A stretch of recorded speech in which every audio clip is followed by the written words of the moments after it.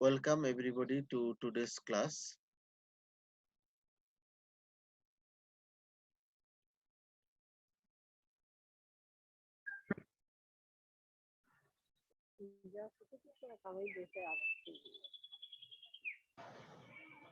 Today our topic is control of communicable disease and non-communicable diseases.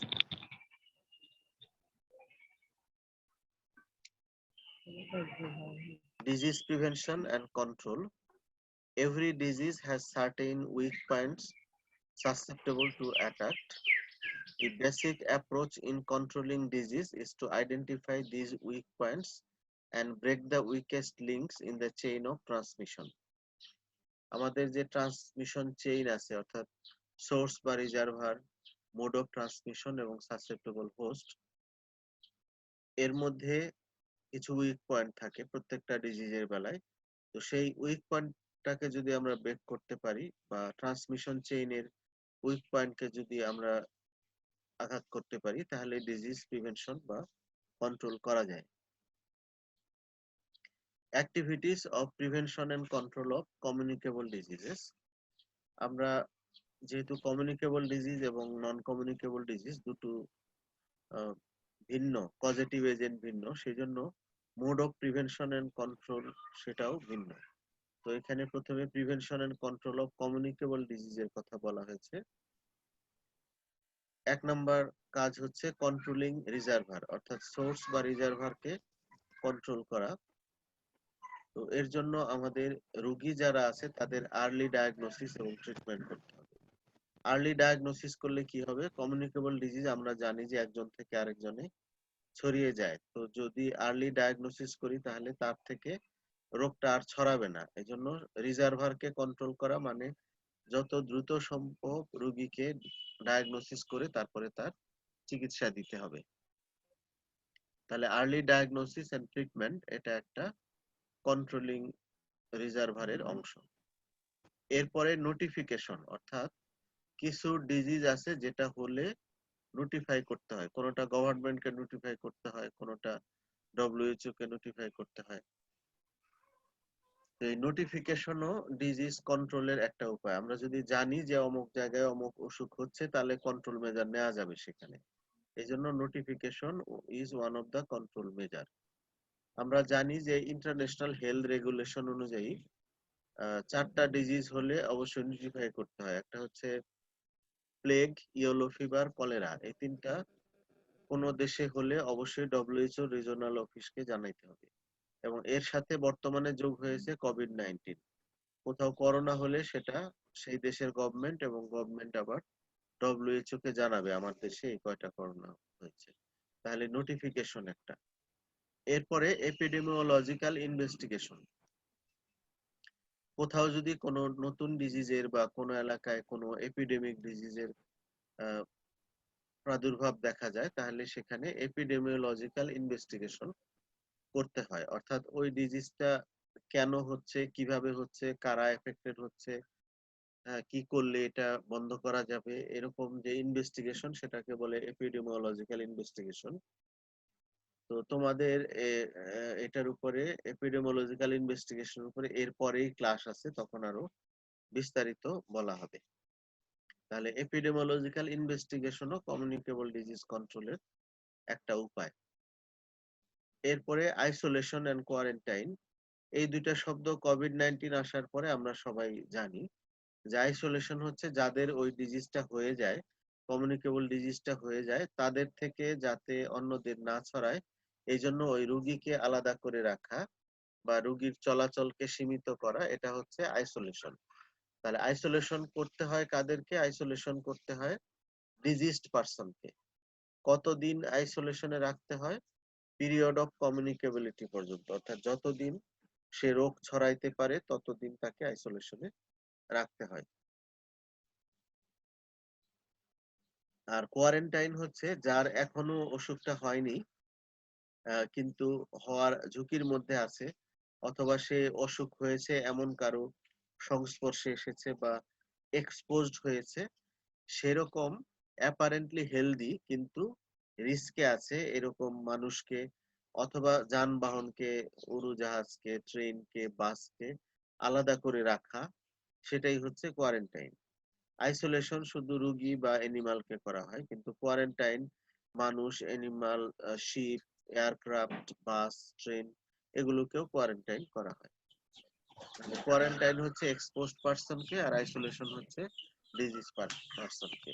Isolation করতে হয় period of কমিউনিকেবিলিটি পর্যন্ত, আর quarantine করতে হয় লংগেস্ট ইনকিউবেশন পিরিয়ড পর্যন্ত। একটা ডিজিজ এজেন্ট শরীরে এন্ট্রি করার পর থেকে সাইন সিমটম প্রকাশ পাওয়া পর্যন্ত যে সময়, সেটাকে বলে ইনকিউবেশন পিরিয়ড। তো হাইয়েস্ট বা লংগেস্ট ইনকিউবেশন পিরিয়ড পর্যন্ত ওই এক্সপোজড পারসনকে কোয়ারেন্টাইনে রাখতে হয়, তারপরে তাকে সে আর ঝুঁকি বহন করে না রোগ ছড়ানো।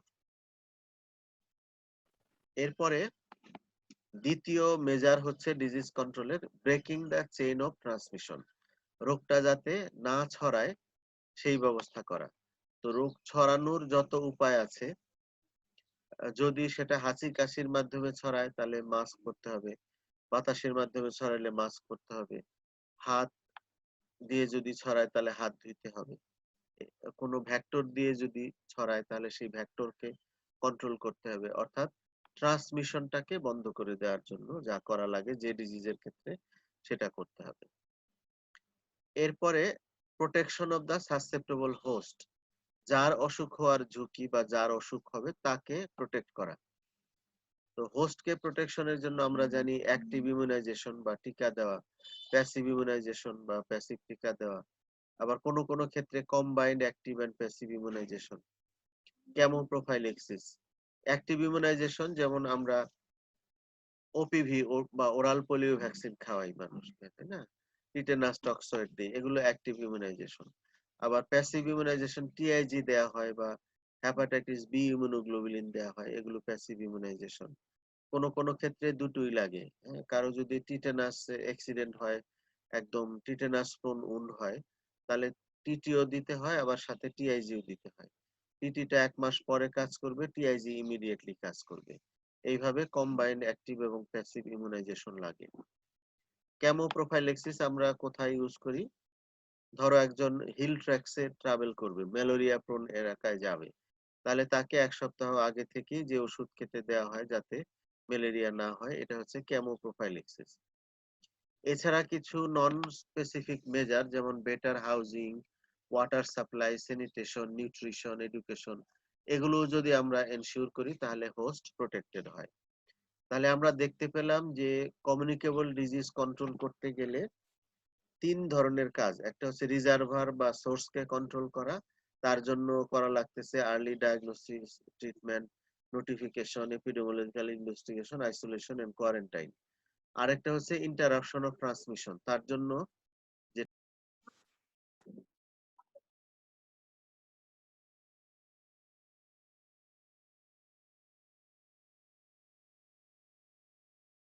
তো এরপরে হচ্ছে প্রোটেকশন অফ সাসেপ্টেবল হোস্ট। এখন কি আমাকে শোনা যাচ্ছে? একটু ইন্টারাপশন হয়েছিল বোধহয়। স্যার শোনা যাচ্ছে? প্রোটেকশন অফ সাসেপ্টেবল হোস্টের ক্ষেত্রে তাহলে ইমিউনাইজেশন, এটা অ্যাক্টিভ, প্যাসিভ বা কম্বাইন। এছাড়া ক্যামোপ্রোফাইল্যাক্সিস এবং কিছু নন স্পেসিফিক মেজার। কেন এই নন স্পেসিফিক মেজার গুলো? আমরা যদি housing, water supply, sanitation, nutrition, education এগুলো মেনটেন করি, তাহলে দেখা যাবে যে এমনিতেই অনেক অসুখ হবে না। তো এই নন স্পেসিফিক মেজার গুলো অনেক ক্ষেত্রে ডিজিজ প্রিভেনশন বা কন্ট্রোলে হেল্প করে। এরপরে নোটিফিকেশন, আগেই বলেছি যে notification off disease under international health regulations, cholera, plague, yellow fever. তো এর সঙ্গে আরো এখন যোগ হয়েছে কোভিড-19। যারা পরে জয়েন করেছো সবাই যার যার রোল নাম্বার চ্যাট বক্সে মেসেজ করে দাও, এটা অ্যাটেন্ডেন্স হিসেবে গণ্য হবে। এছাড়াও ডব্লিউএইচও সার্ভিলেন্সের আন্ডারে কতগুলা ডিজিজকে নোটিফাইবল বলা হয়। এগুলো হচ্ছে notifiable disease under WHO surveillance, যেমন louse borne typhus fever, relapsing fever, paralytic poliomyelitis, malaria, viral influenza A, severe acute respiratory syndrome বা সার্স, স্মল পক্স, হ্যাঁ, এগুলো WHO সার্ভিলেন্সের অধীনে নোটিফাইবল ডিজিজ। এরপরে আইসোলেশনের মূল কথা আমি আগেই বলে ফেলেছি, তারপরেও দেখো এখানে কি বলা হয়েছে। Isolation is the oldest communicable disease control measure. এই আগের দিনেই, সে অনেক বছর আগে থেকে যক্ষা, তারপরে লেপ্রোসি, এগুলোর পেশেন্টকে আইসোলেট করে রাখা হতো যাতে তারা অন্যদের মধ্যে রোগটা না ছড়ায়। It is defined as separation for the period of communicability of the infected persons or animals from others in such place and under such conditions as to prevent or limit the direct or indirect transmission of the infectious agent from those infected to those who are susceptible or who may be spread the agent to others. এখানে একটু কঠিন করে বলেছে, তো তারপরেও আমরা যদি সহজভাবে মনে রাখি যে কোনো ডিজিজ পারসনকে পিরিয়ড অফ কমিউনিকেবিলিটি পর্যন্ত আলাদা করে রাখা যাতে তারা, যারা সুস্থ, তাদের মধ্যে রোগ না ছড়ায়, সেটাই হচ্ছে আইসোলেশন। এই পিরিয়ড অফ কমিউনিকেবিলিটি বা আইসোলেশনের সময়কাল এক এক ডিজিজের ক্ষেত্রে এক এক রকম। The purpose of isolation is to protect community by preventing transfer of infection from the reservoir to the possible susceptible hosts. Isolation has a distinctive value in the control of some infectious disease. কোন কোন ডিজিজের ক্ষেত্রে isolation প্রয়োজন হয়? Diphtheria, cholera, streptococcal respiratory disease, pneumonic plague, chicken pox, measles, German measles, shigellosis, salmonellosis, hepatitis A, influenza, polio, sputum positive tuberculosis এবং নতুন যোগ হয়েছে অবশ্যই কোভিড-19। সব ক্ষেত্রে কোভিড-19 যোগ হবে। Then quarantine. Quarantine has been defined as the limitation of freedom of movement of such well persons or domestic animals exposed to communicable disease for period of time not longer than longest incubation period of the disease in such manner as to prevent effective contact with those not exposed. তাহলে এটাও যদি সহজভাবে আমরা বলি যে communicable ডিজিজে expose হয়েছে, অর্থাৎ যার ওই ডিজিজটা হওয়ার ঝুঁকি তৈরি হয়েছে, তাকে লংগেস্ট ইনকিউবেশন পিরিয়ড পর্যন্ত আলাদা করে রাখা যাতে সে রোগটা অন্যদের না ছড়ায়, এটাই হচ্ছে quarantine.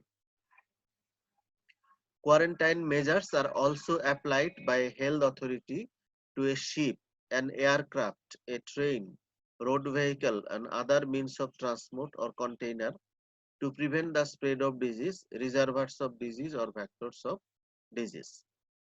Quarantine applies to restrictions on the healthy contacts of an infectious disease. কোয়ারেন্টাইনের আবার টাইপস আছে, absolute quarantine, modified quarantine and segregation. আবার কোথায় কোয়ারেন্টাইন করব তার উপর ভিত্তি করে এখন যেটা ভাগ হয়েছে, হোম কোয়ারেন্টাইন আছে, আবার ইনস্টিটিউশনাল কোয়ারেন্টাইন, এরকম আছে। এরপরে আমরা লাস্টে দেখি যে prevention and control of non communicable disease. আমরা জানি যে কমিউনিকেবল ডিজিজ গুলো হচ্ছিল বায়োলজিক্যাল এজেন্ট দিয়ে, কাজে সেগুলোর কন্ট্রোল মেজার একরকম। আবার নন কমিউনিকেবল ডিজিজ গুলোর ক্ষেত্রে মডিফাইবল এবং নন মডিফাইবল রিস্ক ফ্যাক্টর রেসপন্সিবল। সুতরাং এই রিস্ক ফ্যাক্টর গুলো দূর করা, লাইফস্টাইল মডিফিকেশন, সেগুলি হচ্ছে নন কমিউনিকেবল ডিজিজ কন্ট্রোলের উপায়। এখন আমরা দেখি যে what are the measures to control non communicable diseases. Number 1, elimination or reduction of risk factors, modification of lifestyle pattern, control of food, water and air pollution, reduction of accidents, influencing human behavior and lifestyle through intensive education, case finding through screening and health examination techniques.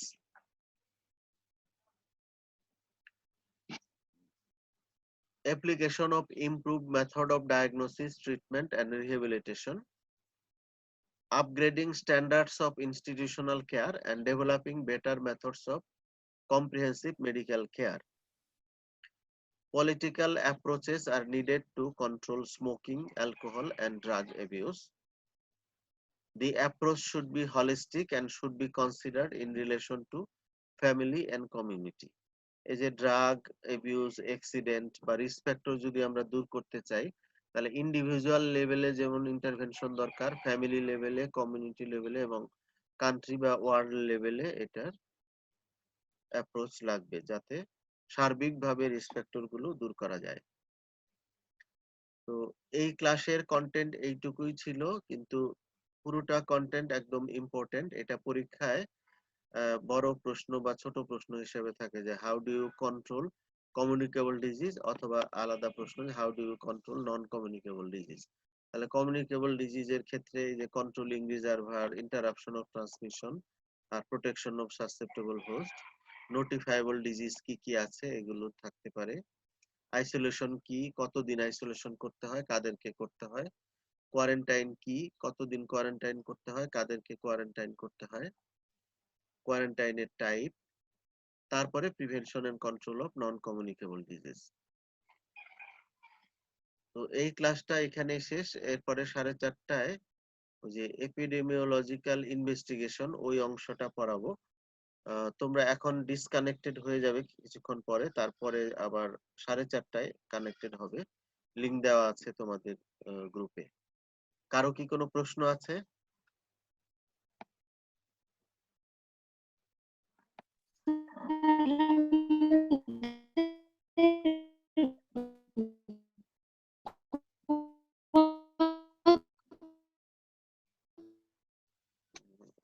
Sabikul নাহারের কথা শোনা যাচ্ছে না, কথা কেটে যাচ্ছে, মনে হয় network problem.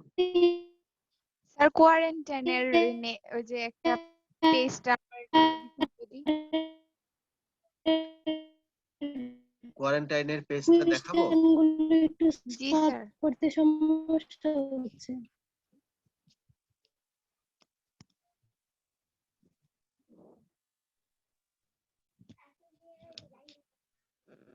হ্যাঁ, এটা কোয়ারেন্টাইনের ডেফিনিশন ছিল। স্যার নেক্সটটা এটার পরেরটা। এরপরে এটা ছিল ওই যে মানুষ ছাড়াও যে শিপ বা অন্যান্য ভেহিকলকে কোয়ারেন্টাইন করা যায়, জি স্যার। এটা বলা হয়েছে। আর স্যার এই যে বলছিলেন লাউস ব্রন টাইফাস ফিভার, এটা বুঝি নাই।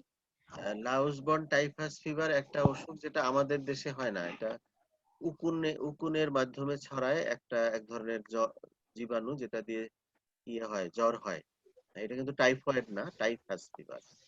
তো এটাও, এই ডিজিজ যদি হয়, এটাও তো ছড়িয়ে যায় বা মানে মাস পিপলকে অ্যাটাক করতে পারে। এই জন্য এই লাউসবর্ন টাইফাস যদি কোথাও দেখা যায়, তাহলে এটাকে WHO কে জানাইতে হয়।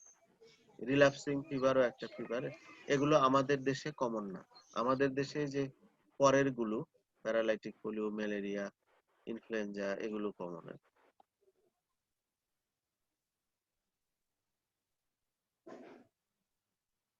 তো ঠিক আছে, তাহলে আবার 4:30টায় তোমরা কানেক্টেড হও। পরের ক্লাসটাও ইম্পর্টেন্ট, ওই ক্লাসটাই একটা প্রশ্নের উত্তর।